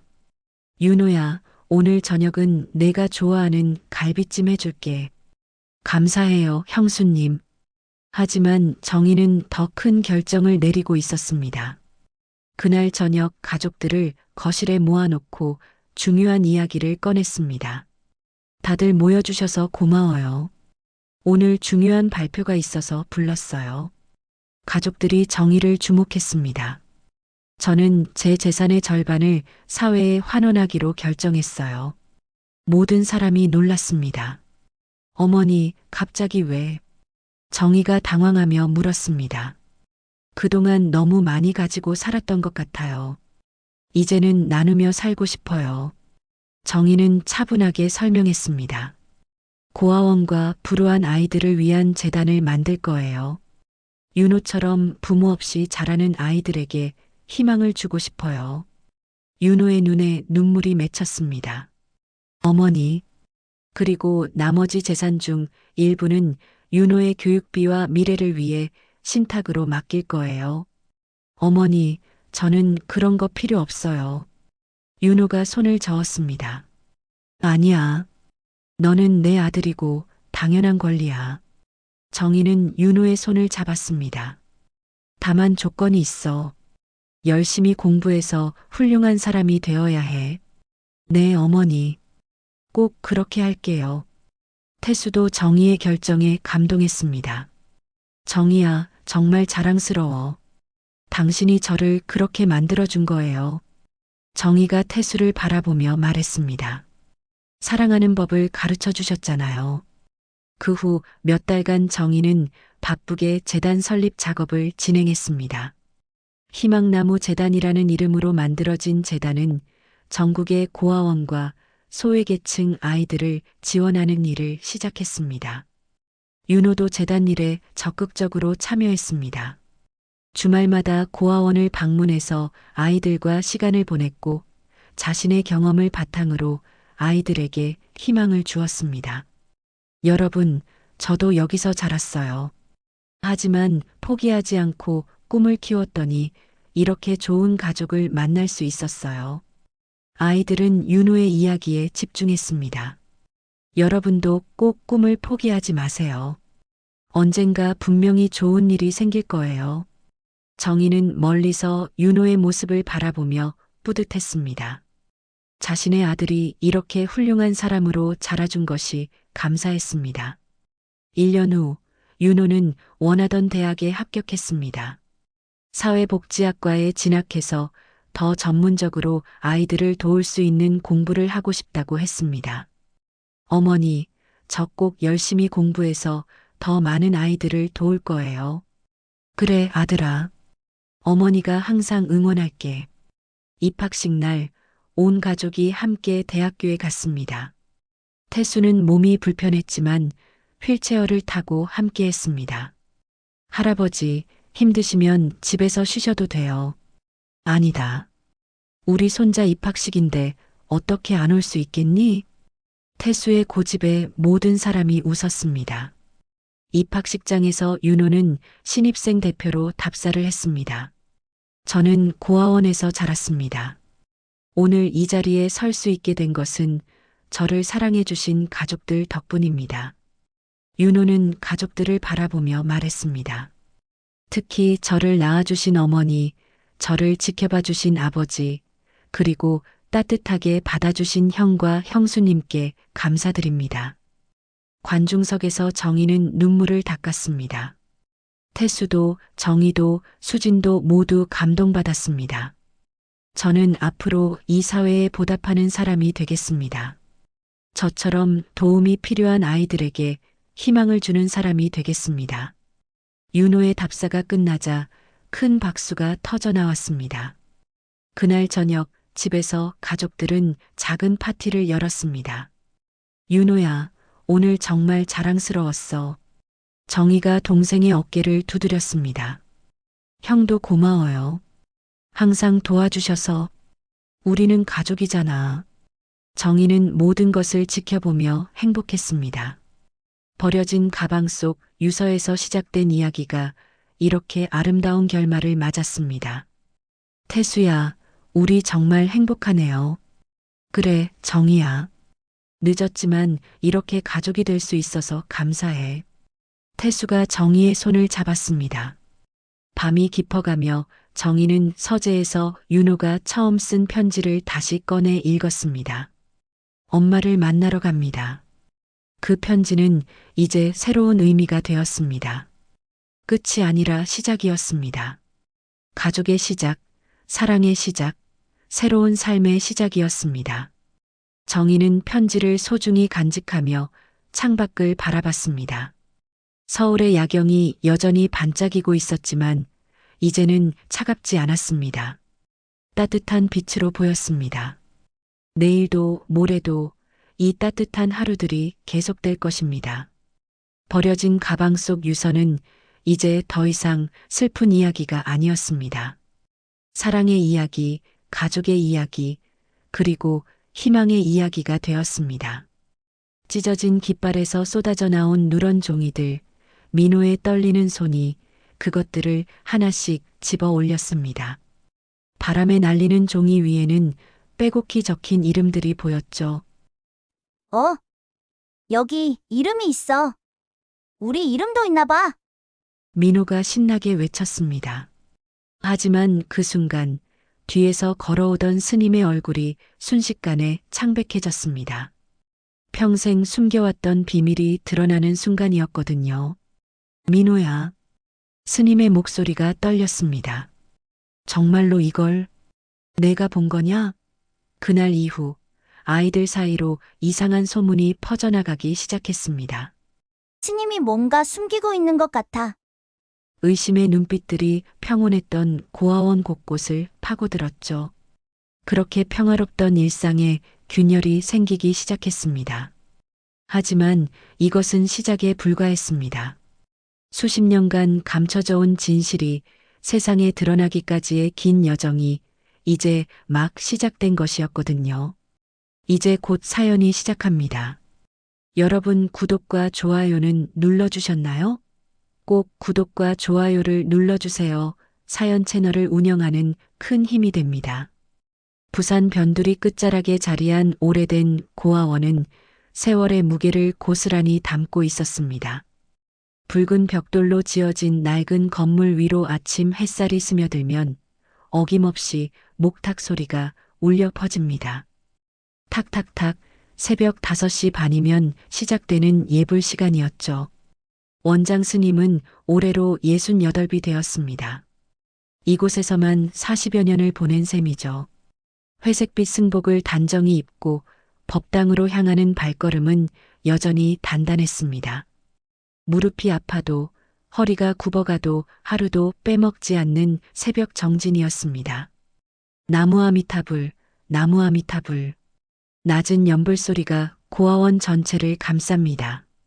아이들은 아직 꿈나라에 있지만 스님의 기도는 이미 하루를 열고 있었죠.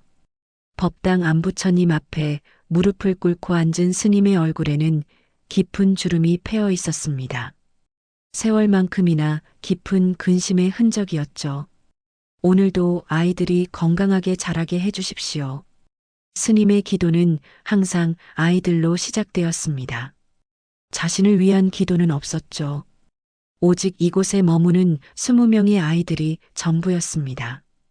예불을 마치고 나온 스님은 고아원 마당을 천천히 걸었습니다. 좁은 운동장 한쪽에는 녹슨 철봉이 서 있고 다른 쪽에는 오래된 미끄럼틀이 있었죠. 페인트는 벗겨지고 곳곳이 부식되었지만 여전히 아이들에게는 소중한 놀이터였습니다. 마당 한복판에 서 있는 낡은 나무 기둥이 스님의 시선을 붙잡습니다. 그 기둥 위에는 바랜 깃발 하나가 바람에 흔들리고 있었죠. 한때는 선명했을 파란색이 이제는 회색빛으로 변해버린 깃발이었습니다. 스님은 그 깃발을 바라보며 깊은 한숨을 내쉬었습니다. 아침이네요, 스님. 부엌에서 일하는 자원봉사자 이모가 인사를 건넵니다. 고생이 많으시네요. 스님이 합장하며 답례했습니다. 곧 아이들이 깨어날 시간이었죠. 하나둘 잠에서 깬 아이들이 세수를 하고 아침 식사 준비에 들어갑니다. 6살부터 16살까지 나이도 성격도 제각각인 아이들이지만 모두 한 가족이었습니다. 밥 먹자. 가장 어린 민호가 큰 소리로 외칩니다. 앞니가 빠진 상태라 발음이 어눌하지만 그 목소리만큼은 또렷했죠. 아이들이 식당으로 우르르 몰려갑니다. 식탁에 앉은 스님은 아이들을 하나하나 살펴보았습니다. 모두 부모 없는 아이들이지만 이렇게 웃을 수 있다는 것만으로도 감사했죠. 하지만 마음 한구석에는 늘 무거운 죄책감이 자리하고 있었습니다. 이 아이들의 부모는 모두 어디로 간 걸까? 스님은 속으로 되뇌었습니다. 나는 단지 지켜주는 존재일 뿐이야. 아침 식사가 끝나자 아이들은 운동장으로 뛰어나갔습니다. 축구를 하는 아이들, 술래잡기를 하는 아이들, 그네를 타는 아이들까지 마당은 순식간에 활기로 넘쳤죠. 스님은 법당한 마루에 앉아 그 모습을 지켜보았습니다. 바람이 불어와 깃발을 흔들었습니다. 천이 낡아서 언제 찢어질지 모를 상태였지만 스님은 차마 내리지 못하고 있었죠. 그 안에 담긴 무게를 아는 사람은 오직 스님뿐이었으니까요. 점심시간이 되자 아이들이 다시 모였습니다. 스님, 오늘은 뭐예요? 민호가 스님의 무릎에 기대며 물었습니다. 오늘은 책을 읽어주마. 스님이 민호의 머리를 쓰다듬으며 답했습니다. 저녁이 되자 고아원은 조용해졌습니다. 아이들은 모두 잠자리에 들었고 스님 혼자만이 마당을 거닐고 있었죠. 밤하늘의 별들이 깃발을 비추고 있었습니다. 스님은 다시 한번 그 깃발을 올려다보며 중얼거렸습니다. 언제까지 이렇게 숨겨둘 수 있을까? 다음 날 아침 고아원에는 평상시보다 더 활기찬 웃음소리가 울려 퍼졌습니다. 아이들이 운동장으로 뛰어나가자마자 술래잡기가 시작되었죠. 가장 어린 민호가 술래가 되어 형들과 누나들을 쫓아다니고 있었습니다. 잡았다. 민호가 큰 소리로 외치며 한 아이의 등을 탁 쳤습니다. 하지만 그 아이는 이미 도망간 뒤였죠. 민호는 혼자서 헉헉거리며 숨을 몰아쉬고 있었습니다. 민호야, 너무 빨리 뛰지 마. 12살 수진이가 민호에게 다가와 등을 토닥여 주었습니다. 누나, 나 빨라. 민호가 자랑스럽게 대답했습니다. 앞니가 빠진 채로 웃는 모습이 너무나 사랑스러웠죠. 그때였습니다. 민호의 눈에 마당 한복판에 깃발이 들어왔죠. 바람이 세게 불어 깃발이 심하게 흔들리고 있었습니다. 민호는 깃발이 마치 자신을 부르는 것 같다고 생각했습니다. 저거 뭐야? 민호가 깃발을 가리키며 중얼거렸습니다. 다른 아이들은 이미 놀이에 빠져 있어서 민호의 말을 듣지 못했죠. 호기심이 많은 민호는 혼자서 깃발 쪽으로 걸어갔습니다. 나무 기둥은 민호보다 훨씬 높았지만 아래쪽은 손이 닿을 만한 높이였습니다. 민호는 까치발을 들고 깃발 끝부분을 살짝 잡아당겨 보았습니다. 천이 너무 낡아서 살짝만 건드려도 금세 늘어날 것 같았죠. 우와, 이상해. 민호가 혼자 중얼거리며 더 세게 잡아당겼습니다. 그 순간이었습니다. 찌직하는 소리와 함께 깃발의 한쪽 끝이 찢어져 나갔습니다. 민호는 깜짝 놀라 뒤로 한 걸음 물러섰죠. 손에는 찢어진 천 조각이 들려 있었습니다. 아, 안 돼. 민호가 당황해서 소리쳤습니다. 그런데 더 놀라운 일이 벌어졌습니다. 찢어진 깃발 안쪽에서 누런 종이 뭉치가 바닥으로 떨어진 것이었죠. 종이들은 바람에 날려 여기저기 흩어졌습니다. 민호는 얼른 주변을 둘러보았습니다. 다행히 다른 아이들은 아직 자신의 실수를 눈치채지 못한 것 같았죠. 민호는 서둘러 종이들을 주워 모았습니다. 종이는 생각보다 많았습니다. 모두 누렇게 변색되어 있었고 빽빽하게 글씨가 적혀 있었죠. 민호는 아직 한글을 제대로 읽지 못했지만 뭔가 중요한 것 같다는 느낌이 들었습니다. 뭐야, 이거? 민호가 종이를 들여다보며 중얼거렸습니다. 종이에는 사람들의 이름과 날짜, 그리고 알 수 없는 글씨들이 가득했습니다. 민호에게는 그냥 어려운 글자들로만 보였지만 왠지 모르게 가슴이 두근거렸죠. 그때 뒤에서 발소리가 들렸습니다. 민호가 뒤를 돌아보니 스님이 천천히 걸어오고 있었습니다. 스님의 얼굴에는 평상시와 다른 긴장된 표정이 떠올라 있었죠. 민호야. 스님의 목소리가 평소보다 낮았습니다. 네, 스님. 민호가 종이를 등 뒤로 숨기며 대답했습니다. 스님은 민호 앞에 무릎을 꿇고 앉았습니다. 그리고 찢어진 깃발을 바라보며 깊은 한숨을 쉬었죠. 깃발이 찢어졌구나. 스님이 조용히 말했습니다. 죄송해요, 스님. 제가 실수했어요.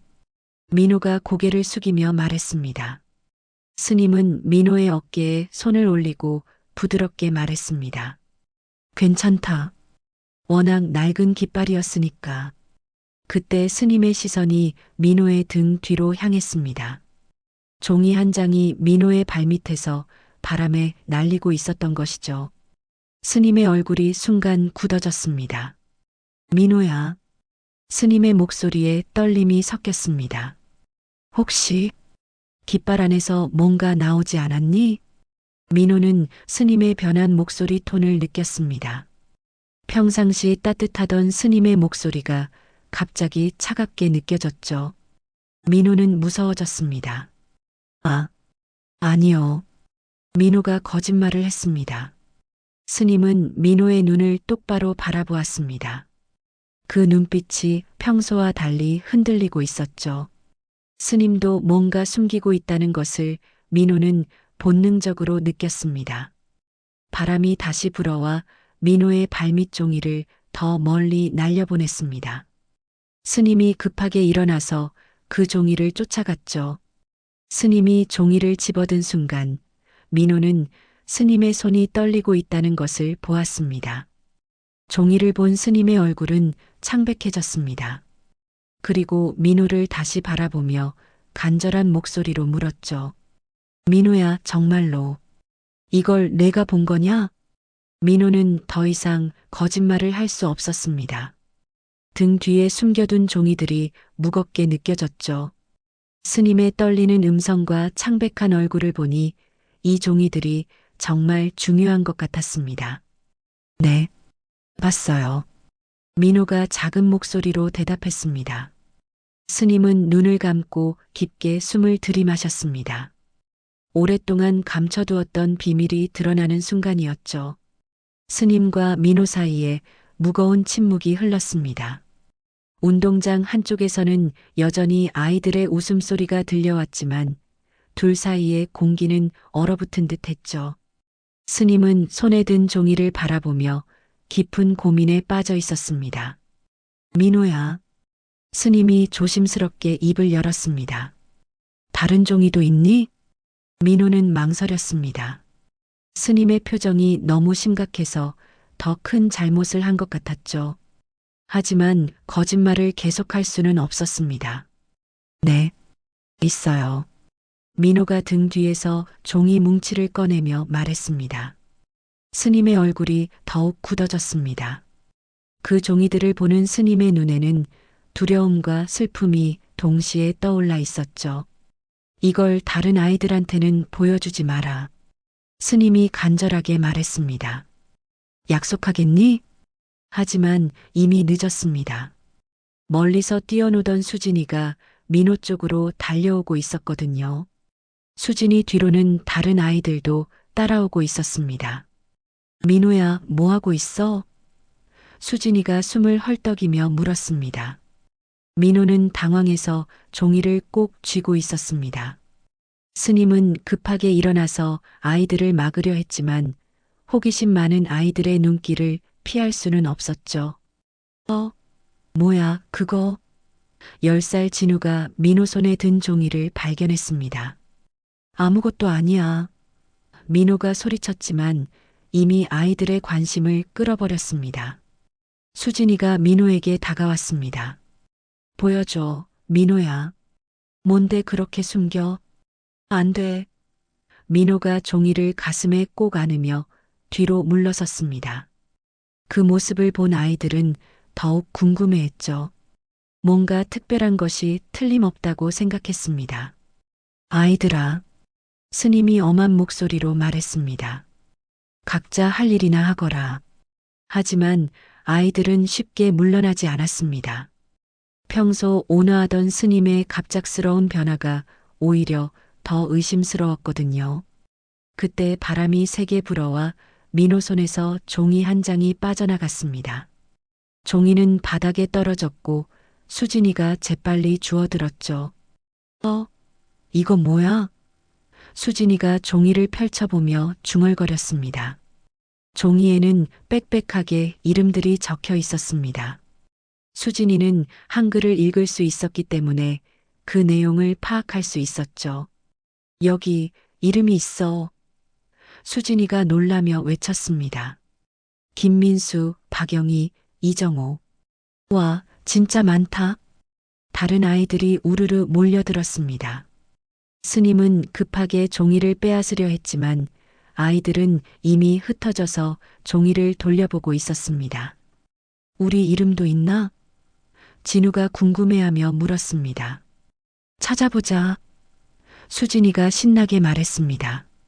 아이들은 종이를 자세히 들여다보기 시작했습니다. 그들의 눈빛이 점점 진지해졌죠. 종이에 적힌 내용이 단순한 이름 목록이 아니라는 것을 깨달았기 때문입니다. 여기 날짜도 있네. 14살 성민이가 말했습니다. 이게 뭔 날짜지? 그리고 여기 뭐라고 쓰여 있어? 수진이가 어려운 글자를 가리키며 물었습니다. 스님은 더 이상 막을 수 없다는 것을 깨달았습니다. 아이들의 눈에는 이미 의구심이 가득했거든요. 그때 가장 나이가 많은 16살 현주가 조심스럽게 입을 열었습니다. 스님, 이거 혹시 우리랑 관련된 거예요? 현주의 질문에 다른 아이들도 스님을 바라보았습니다. 스님의 얼굴은 창백했고 손은 여전히 떨리고 있었죠. 스님이 뭔가 숨기고 있는 것 같아. 성민이가 작은 목소리로 중얼거렸습니다. 그 말이 다른 아이들에게도 들렸습니다. 고아원에서는 오래전부터 이상한 소문이 돌고 있었거든요. 아이들 사이에서 가끔 나오는 이야기였습니다. 혹시 수진이가 조심스럽게 말했습니다. 우리 부모가 전부 같은 날 사라졌다는 이야기, 그거 진짜였던 건 아닐까? 아이들 사이에서 웅성거림이 일어났습니다. 그동안 그냥 소문으로만 여겨왔던 이야기가 갑자기 현실처럼 느껴지기 시작했죠. 그럼 말하지 마라. 스님이 갑자기 큰 소리로 말했습니다. 아이들은 깜짝 놀랐습니다. 평생 화를 내는 것을 본 적이 없던 스님이 갑자기 소리를 지른 것이었거든요. 스님도 자신의 반응이 과했다는 것을 깨달았습니다. 하지만 이미 아이들의 마음속에는 불신의 씨앗이 뿌려진 후였죠. 스님, 현주가 떨리는 목소리로 말했습니다. 정말로 우리한테 숨기고 있는 게 있는 거죠? 스님은 대답할 수 없었습니다. 거짓말을 하자니 양심이 허락하지 않았고 진실을 말하자니 아이들이 받을 충격이 너무 클 것 같았거든요. 침묵이 흘렀습니다. 그 침묵은 아이들에게 답이나 다름없었죠. 우리도 알 권리가 있어요. 성민이가 용기를 내어 말했습니다. 우리 부모님에 대해서요. 다른 아이들도 고개를 끄덕였습니다. 그동안 궁금했지만 차마 물어보지 못했던 질문들이 한꺼번에 터져 나올 것 같았죠. 스님은 깊은 한숨을 쉬었습니다. 수십 년간 감춰왔던 비밀이 조금씩 드러나기 시작하고 있었습니다. 아이들의 순수한 눈빛이 이제는 의심과 혼란으로 가득 차 있었죠. 고아원의 평온한 일상에 균열이 생기기 시작했습니다. 그날 밤 고아원은 평소와 다른 분위기에 휩싸였습니다. 아이들은 잠자리에 들었지만 쉽게 잠들지 못했죠. 낮에 발견한 종이 때문에 마음이 복잡했습니다. 특히 민호는 더욱 그랬습니다. 모든 것이 자신 때문에 시작되었다는 생각에 잠을 이루지 못했거든요. 새벽이 되자 민호는 조용히 일어났습니다. 다른 아이들은 모두 깊이 잠들어 있었죠. 민호는 발소리를 죽이며 침실을 빠져나와 어제 종이를 숨겨둔 곳으로 향했습니다. 마당 한쪽 화단 뒤에 종이들을 묻어두었던 것이었죠. 민호는 작은 손으로 흙을 파내며 종이들을 다시 꺼냈습니다. 이번에는 혼자서라도 제대로 보고 싶었거든요. 민호는 법당한 마루에 앉아 종이를 펼쳤습니다. 달빛이 종이를 희미하게 비춰주고 있었죠. 아직 한글을 완전히 읽지 못하는 민호였지만 몇 글자는 알아볼 수 있었습니다. 김, 민, 호. 민호가 작은 목소리로 중얼거렸습니다. 자신의 이름과 비슷한 글자를 발견한 것이었죠. 민호는 가슴이 뛰기 시작했습니다. 정말 자신의 이름일까요? 민호는 더 자세히 들여다보았습니다. 그 옆에는 다른 글자들도 적혀 있었죠. 김민호라는 이름 옆에 부모라는 글자가 보였습니다. 그리고 그 아래에는 화재 사고라는 글자도 있었습니다. 화재, 사고? 민호가 어려운 단어를 더듬거리며 읽어보았습니다. 민호는 혼란스러웠습니다. 지금까지 스님에게서 들은 이야기와 달랐거든요. 스님은 민호의 부모가 아프셔서 하늘나라로 가셨다고 했었습니다. 하지만 종이에는 화재 사고라고 적혀 있었죠. 뭐가 맞는 거지? 민호가 중얼거렸습니다. 그때 뒤에서 발소리가 들렸습니다. 민호가 뒤를 돌아보니 수진이가 서 있었습니다. 민호야, 여기서 뭐해? 수진이가 다가오며 물었습니다. 누나. 민호가 당황해서 종이를 숨기려 했지만 이미 늦었습니다. 그거 어제 그 종이네. 수진이가 민호 옆에 앉으며 말했습니다. 뭐라고 써 있어? 민호는 수진이에게 자신이 발견한 내용을 털어놓았습니다. 수진이는 민호보다 글을 훨씬 잘 읽을 수 있었죠. 정말 내 이름이 여기에 있다고? 수진이가 놀라며 종이를 가져갔습니다. 수진이는 종이를 자세히 읽어보기 시작했습니다. 그러다가 갑자기 얼굴이 굳어졌죠. 민호야, 이거 진짜 내 이름이야. 수진이가 떨리는 목소리로 말했습니다. 정말이야? 민호가 놀라며 물었습니다. 그런데 수진이가 말을 잇지 못했습니다. 종이에 적힌 내용이 너무 충격적이었거든요. 왜? 뭐라고 써 있는데? 민호가 다급하게 물었습니다. 수진이는 한참을 망설이다가 조심스럽게 입을 열었습니다. 여기에 내 부모님이 화재 사고로 돌아가셨다고 써 있어. 그런데 날짜가 어떻다고? 민호가 재촉했습니다. 여기 적힌 날짜가 같은 날이야. 다른 사람들도 전부. 수진이가 떨리는 목소리로 말했습니다. 민호는 무슨 뜻인지 완전히 이해하지 못했지만 뭔가 이상하다는 것은 느낄 수 있었습니다. 그러면 우리 부모님들이 모두 같은 날에 돌아가신 거야? 민호가 물었습니다. 그런 것 같아. 수진이가 고개를 끄덕였습니다. 두 아이는 서로를 바라보며 침묵했습니다. 지금까지 들어온 이야기들이 모두 거짓이었을지도 모른다는 생각이 들었거든요. 다음 날 아침 민호와 수진이는 다른 아이들에게 밤에 발견한 내용을 털어놓았습니다. 아이들은 모두 충격을 받았죠. 정말이야? 우리 부모님들이 같은 날에? 성민이가 믿을 수 없다는 표정으로 물었습니다. 종이에 그렇게 써 있어. 수진이가 대답했습니다. 아이들 사이에서 웅성거림이 일어났습니다. 그동안 소문으로만 떠돌던 이야기가 사실일지도 모른다는 생각이 들기 시작했거든요. 그럼 스님이 우리한테 거짓말을 한 거야? 진우가 분노에 찬 목소리로 말했습니다. 아직 확실하지 않아. 현주가 진정시키려 했지만 아이들의 마음은 이미 흔들리고 있었습니다. 그때 스님이 나타났습니다. 스님은 아이들의 어두운 표정을 보고 무슨 일인지 직감했죠. 아이들아, 무슨 일이냐? 스님이 조심스럽게 물었습니다. 아이들은 스님을 바라보았지만 아무도 대답하지 않았습니다. 평소 같으면 달려와서 인사를 했을 아이들이 거리를 두고 있었죠. 스님, 현주가 용기를 내어 말했습니다. 정말로 우리 부모님들이 같은 날에 돌아가신 거예요? 스님의 얼굴이 창백해졌습니다. 아이들이 더 많은 것을 알게 되었다는 것을 깨달았거든요. 현주야. 스님이 떠듬거리며 말했습니다. 대답해 주세요. 성민이가 큰 소리로 외쳤습니다. 우리도 알 권리가 있어요. 다른 아이들도 스님을 향해 다가섰습니다.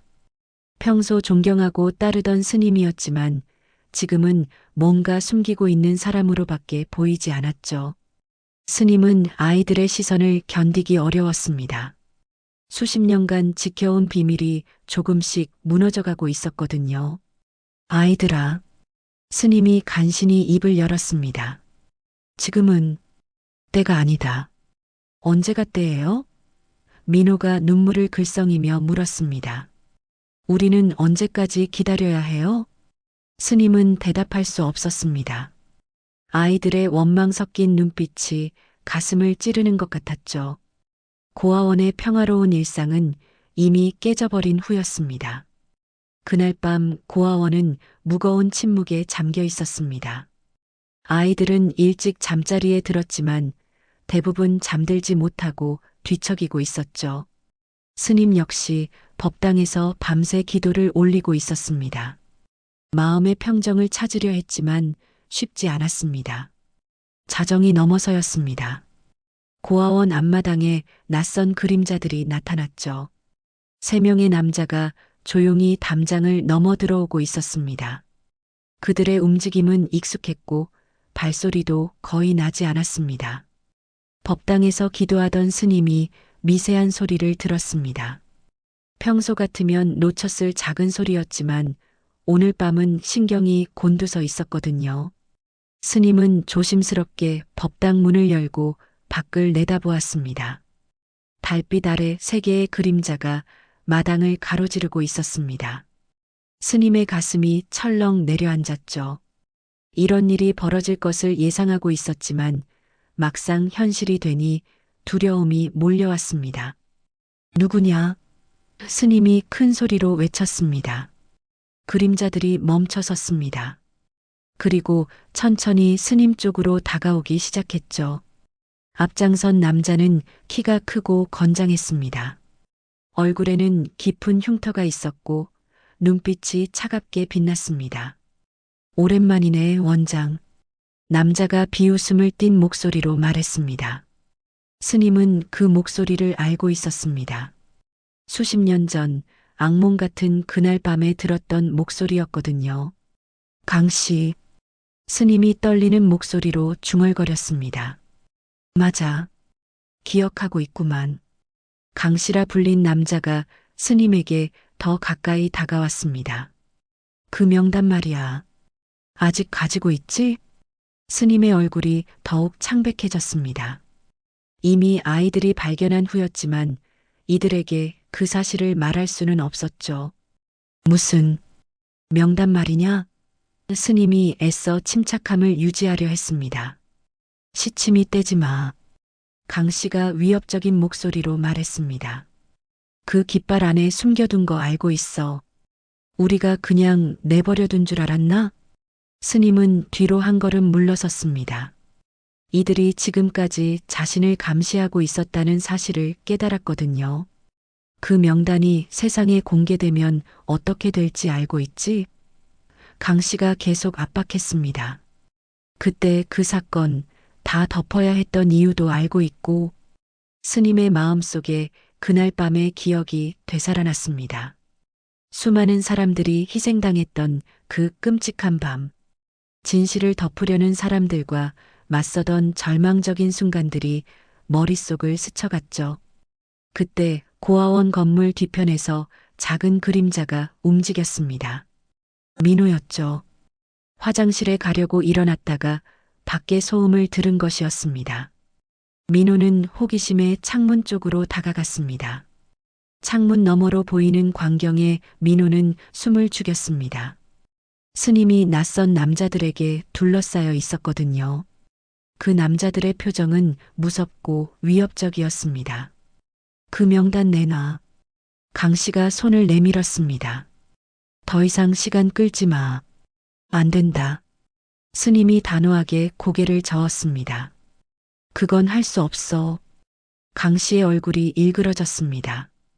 뒤에 서 있던 두 남자가 앞으로 나섰죠. 그들의 손에는 무언가 위험한 것이 들려 있었습니다. 그럼 이 고아원이 어떻게 될지 상상해 봤나? 강 씨가 차갑게 말했습니다. 아이들한테까지 피해가 갈 텐데. 스님의 몸이 부들부들 떨렸습니다. 자신은 어떻게 되어도 상관없었지만 아이들만큼은 지켜야 했거든요. 창문 너머에서 지켜보던 민호는 스님이 위험에 처해 있다는 것을 깨달았습니다. 평소 자신들을 보호해주던 스님이 이제는 도움이 필요해 보였죠. 마지막 기회다. 강 씨가 협박했습니다. 명단을 내놓으면 조용히 사라져주지. 하지만 거부하면 그 순간 스님이 무릎을 꿇었습니다. 자존심을 버리고 간절하게 애원하기 시작했죠. 제발 아이들만은 건드리지 마라. 스님의 목소리에서 절망이 묻어났습니다. 죄는 내가 짊어지 마. 아이들은 아무것도 모른다. 민호는 그 장면을 보고 충격을 받았습니다. 언제나 당당하고 의연했던 스님이 무릎을 꿇고 애원하고 있었거든요. 스님이 우리를 지켜주고 있었던 거야? 민호가 작은 목소리로 중얼거렸습니다. 그제야 민호는 깨달았습니다. 스님이 진실을 숨긴 것이 자신들을 속이려는 것이 아니라 보호하려는 것이었다는 거요. 그 무거운 비밀을 혼자서 짊어지고 있었던 것이었습니다. 일주일. 강 씨가 냉정하게 말했습니다. 일주일 안에 그 명단을 가져와. 그렇지 않으면 이 고아원은 끝이야. 남자들이 돌아서서 사라지기 시작했습니다. 스님은 여전히 무릎을 꿇은 채로 떨고 있었죠. 민호는 창문에서 물러나 침대로 돌아왔습니다. 하지만 잠들 수 없었습니다. 머릿속이 복잡했거든요. 스님에 대한 오해와 원망이 순식간에 사라지고 대신 미안함과 걱정이 밀려왔습니다. 스님이 이렇게 힘든 일을 혼자 견뎌오셨구나. 민호는 생각했습니다. 다음 날 아침 민호는 다른 아이들에게 밤에 본 일을 털어놓을지 고민했습니다. 하지만 아이들이 더 무서워할 것 같아서 말하지 못했죠. 스님은 평상시와 다름없이 아침 예불을 드렸지만 얼굴에는 깊은 피로가 서려 있었습니다. 민호는 스님을 바라보며 마음이 아팠습니다. 이제 민호는 알았습니다. 진정 보호받아야 할 사람이 누구인지를. 며칠이 지났지만 민호는 밤에 본 일을 잊을 수 없었습니다. 스님의 무릎 꿇은 모습이 계속 머릿속에 맴돌았거든요. 다른 아이들은 여전히 스님에 대해 불신하고 있었지만 민호의 마음은 복잡했습니다. 어느 날 오후 민호는 용기를 내어 스님에게 다가갔습니다. 스님은 혼자서 법당 마루에 앉아 멍하니 하늘을 바라보고 있었죠. 스님, 민호가 조심스럽게 불렀습니다. 스님이 돌아보았습니다. 눈가에는 깊은 피로가 서려 있었고 평상시보다 훨씬 야위어 보였죠. 민호야, 무슨 일이냐? 스님이 억지로 미소를 지으며 물었습니다. 민호는 한참을 망설였습니다. 그리고 주머니에서 구겨진 종이를 꺼냈죠. 그날 밤 이후로 계속 가지고 다니던 명단이었습니다. 이거, 민호가 종이를 스님 앞에 내밀었습니다. 왜 숨겼어요? 스님의 얼굴이 굳어졌습니다. 아이가 직접적으로 물어보리라고는 생각하지 못했거든요. 민호야. 스님이 말을 잇지 못했습니다. 그날 밤에 봤어요. 민호가 갑자기 말했습니다. 무서운 아저씨들이 와서 스님을 괴롭히는 거요. 스님이 깜짝 놀랐습니다. 민호가 그 장면을 목격했다는 사실에 당황했죠. 너, 그걸 봤다고? 스님이 떨리는 목소리로 물었습니다. 네. 민호가 고개를 끄덕였습니다. 스님이 무릎 꿇고 우리를 지켜달라고 하는 것도 봤어요. 스님의 눈에 눈물이 고였습니다. 자신이 아이들을 보호하려고 했던 일이 오히려 아이에게 상처를 준 것 같았거든요. 미안하다, 민호야. 스님이 아이의 머리를 쓰다듬으며 말했습니다. 아니에요. 민호가 큰 소리로 외쳤습니다. 스님이 잘못한 게 없어요. 그런데 왜 진실을 말해주지 않으세요? 스님은 깊은 한숨을 쉬었습니다. 더 이상 숨길 수 없다는 생각이 들었죠. 이 순수한 아이 앞에서 거짓말을 계속할 수는 없었습니다. 민호야, 앉아라. 스님이 아이를 옆에 앉혔습니다. 민호는 조용히 스님 옆에 앉았습니다. 드디어 진실을 들을 수 있을 것 같았거든요. 오래전 이야기다. 스님이 천천히 입을 열었습니다. 너희들이 태어나기도 전의 일이야. 스님의 목소리에는 깊은 슬픔이 묻어 있었습니다. 그때 이 동네에 큰 개발 공사가 있었다. 정부와 큰 회사들이 함께하는 공사였지. 스님이 계속 말했습니다. 민호는 숨을 죽이고 들었습니다. 어려운 말들이었지만 최대한 이해하려고 노력했죠. 그런데 그 공사 과정에서 큰 사고가 났다. 화재가 발생한 거야. 스님의 목소리가 더욱 낮아졌습니다. 수많은 사람들이 목숨을 잃었어. 너희들의 부모님들도 그때. 민호의 눈이 커졌습니다. 드디어 자신의 부모에 대한 진실을 듣게 된 것이었죠. 하지만 그게 전부가 아니었다. 스님이 눈을 감으며 말했습니다. 그 사고는 사실 예방할 수 있었던 일이었어. 안전수칙을 제대로 지켰다면 일어나지 않았을 일이야. 그럼 왜 그런 일이 일어났어요? 민호가 물었습니다. 돈 때문이었다. 스님이 쓰라린 표정으로 대답했습니다. 공사 비용을 아끼려고 안전장치를 제대로 하지 않았거든. 그래서 그런 끔찍한 일이 벌어진 거야. 민호는 충격을 받았습니다. 자신의 부모가 돈 때문에 목숨을 잃었다는 사실을 받아들이기 어려웠거든요. 그 후에 어떻게 됐어요? 민호가 떨리는 목소리로 물었습니다. 진실을 밝히려는 사람들이 있었다. 나도 그중 하나였어. 스님이 말했습니다. 하지만 그들은 우리를 협박했지. 입을 다물라고 말이야. 그래서 스님이 우리를 여기서 키운 거예요? 민호가 물었습니다. 그렇다. 스님이 고개를 끄덕였습니다. 너희들의 부모님들이 남기고 간 아이들을 내가 책임져야 한다고 생각했어. 그리고 그 명단은 너희들 부모님들을 기억하기 위해서 간직한 거야. 민호의 눈에 눈물이 고였습니다. 스님이 얼마나 큰 짐을 혼자서 지고 있었는지 이제야 알 것 같았거든요. 그런데 왜 우리한테 말해주지 않았어요? 민호가 물었습니다. 너희들이 상처받을까 봐서였다. 스님이 민호의 손을 잡으며 말했습니다.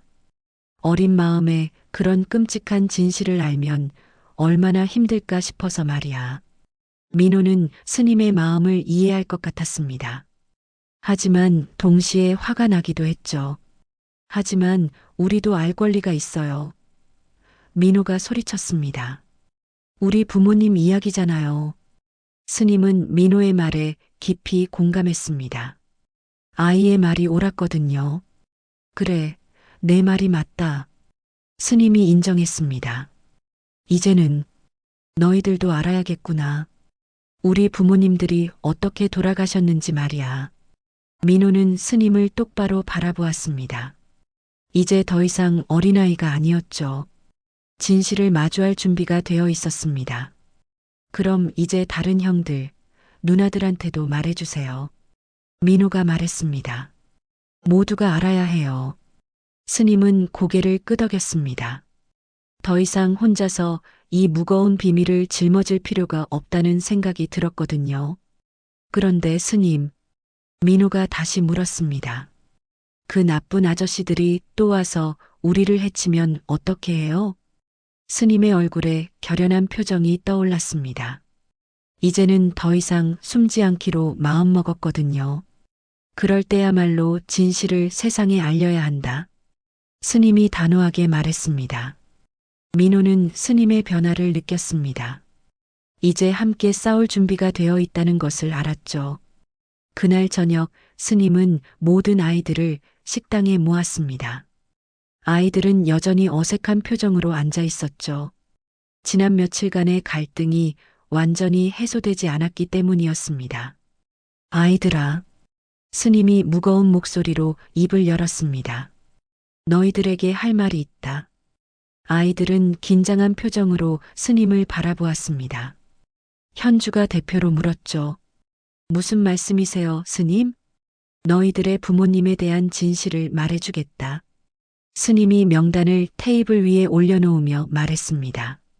아이들의 눈빛이 순간 달라졌습니다. 그토록 알고 싶어 했던 진실을 드디어 들을 수 있게 된 것이었죠.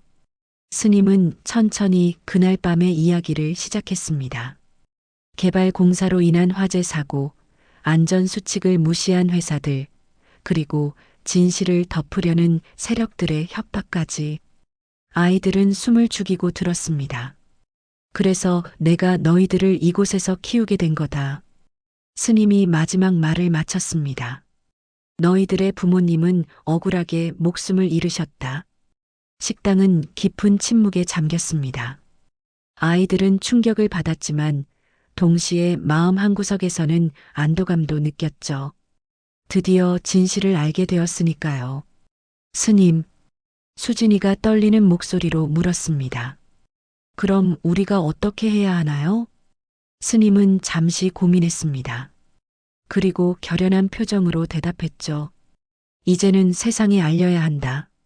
너희들 부모님의 억울함을 풀어드려야 해. 성민이가 걱정스럽게 물었습니다. 하지만 그 나쁜 사람들이 우리를 해치면 어떻게 해요? 그래도 해야 할 일은 해야 한다. 스님이 단호하게 말했습니다. 민호가 일어섰습니다. 그리고 다른 아이들을 돌아보며 말했죠. 우리 함께해요. 우리 부모님을 위해서요. 다른 아이들도 하나둘 고개를 끄덕였습니다. 두려움보다는 용기가 앞섰죠. 다음 날 아침 스님과 아이들은 마을 회관으로 향했습니다. 손에는 그 소중한 명단을 들고 있었죠. 마을 사람들이 모이는 정기 모임이 있는 날이었습니다. 회관에 도착하자 이미 많은 사람들이 앉아 있었습니다. 마을 이장과 원로들, 그리고 몇몇 낯선 얼굴들도 보였죠. 스님은 그 낯선 얼굴들이 누구인지 알고 있었습니다. 원장 스님이 오셨네요. 이장이 반갑게 인사했습니다. 무슨 일로 오신 건가요? 스님은 단상으로 걸어 올라갔습니다. 아이들도 뒤따라 올라왔죠. 회관 안이 조용해졌습니다. 오늘 여러분께 말씀드리고 싶은 것이 있습니다. 스님이 목소리를 높였습니다. 뒤쪽에 앉아있던 낯선 남자들이 불편한 표정을 지었습니다. 그들 중에는 그날 밤 고아원을 습격했던 강 씨도 있었죠. 스님은 명단을 높이 들어 올렸습니다. 이것은 수십 년 전 개발 공사 화재 사고로 희생당한 분들의 명단입니다. 스님의 목소리가 회관 전체에 울려 퍼졌습니다. 사람들 사이에서 웅성거림이 일어났습니다. 많은 사람들이 그날의 기억을 떠올렸거든요. 이 아이들의 부모는 억울하게 목숨을 잃었습니다. 스님이 계속 말했습니다. 안전수칙을 제대로 지켰다면 막을 수 있었던 사고였습니다. 강 씨가 자리에서 일어났습니다. 얼굴에는 분노가 가득했죠. 원장, 옛날 일을 왜 다시 꺼내는 거야? 강 씨가 위협적으로 말했습니다. 왜냐하면 이제는 진실을 말해야 할 때이기 때문입니다. 스님이 당당하게 대답했습니다. 그때 민호가 앞으로 나섰습니다. 작은 몸집이었지만 목소리는 또렷했죠. 이건 우리 부모 이야기예요. 민호가 큰 소리로 외쳤습니다. 우리 목소리를 들어주세요. 다른 아이들도 민호 뒤에 섰습니다. 수진이, 성민이, 현주, 모든 아이들이 하나가 되었죠. 우리 부모님은 죄가 없어요. 수진이가 외쳤습니다. 진실을 알려주세요. 성민이도 목소리를 높였습니다. 회관 안이 술렁이기 시작했습니다. 아이들의 절실한 목소리에 마음이 움직이는 사람들이 있었거든요. 그때 뒤쪽에서 한 노인이 천천히 일어났습니다. 머리가 새하얀 할아버지였죠. 그의 눈에는 눈물이 고여 있었습니다. 그날 노인이 떨리는 목소리로 말하기 시작했습니다. 그날 밤 나도 거기 있었어. 회관이 조용해졌습니다. 모든 사람들이 노인을 바라보았죠. 나도 그 공사에 참여했던 사람이야. 노인이 계속 말했습니다. 안전장치가 부족하다는 걸 알면서도 돈 때문에 눈 감았지. 노인은 무릎을 꿇었습니다. 그리고 아이들을 향해 고개를 숙였죠. 미안하다, 아이들아. 진실을 덮어버린 죄인이다. 노인의 목소리에서 깊은 후회가 묻어났습니다. 그 순간 회관 안에서 극적인 반전이 일어났습니다. 다른 사람들도 하나둘 일어나기 시작했거든요. 나도 그때 침묵했어. 한 아주머니가 말했습니다. 우리 모두 알고 있었지. 다른 남자도 고백했습니다. 강 씨와 그의 일행들은 당황했습니다. 예상치 못한 상황이 벌어진 것이었죠. 스님은 아이들을 보며 미소를 지었습니다. 드디어 진실이 세상에 드러나는 순간이었거든요. 수십 년간 짊어졌던 무거운 짐이 조금씩 가벼워지는 느낌이었습니다. 회관은 이제 참회와 용서의 공간이 되어 있었습니다. 그리고 그 중심에는 용감한 아이들이 서 있었죠. 마을 회관에서의 그날 이후 모든 것이 빠르게 변하기 시작했습니다. 진실이 공개되자 언론에서도 관심을 보이기 시작했거든요. 수십 년 전에 은폐된 사건이 다시 세상에 알려지면서 큰 파장을 일으켰습니다. 처음에는 고아원이 해체될 위기에 놓였습니다. 정부 당국에서 조사를 시작했고 관련 기관들이 책임 문제를 거론했거든요.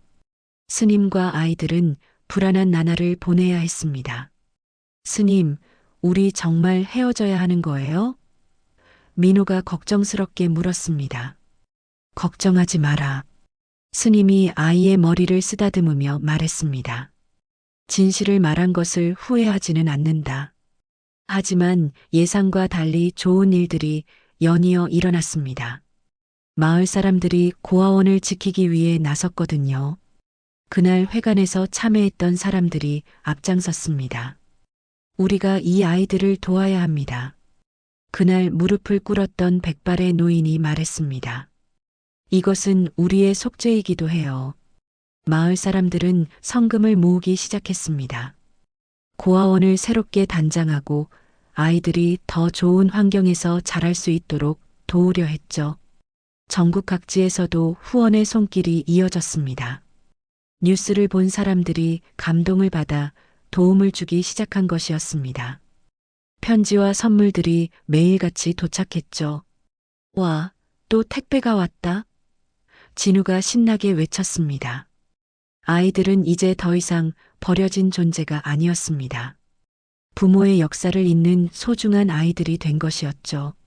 사람들은 아이들을 보며 과거의 아픔을 기억하고 동시에 희망을 발견했습니다.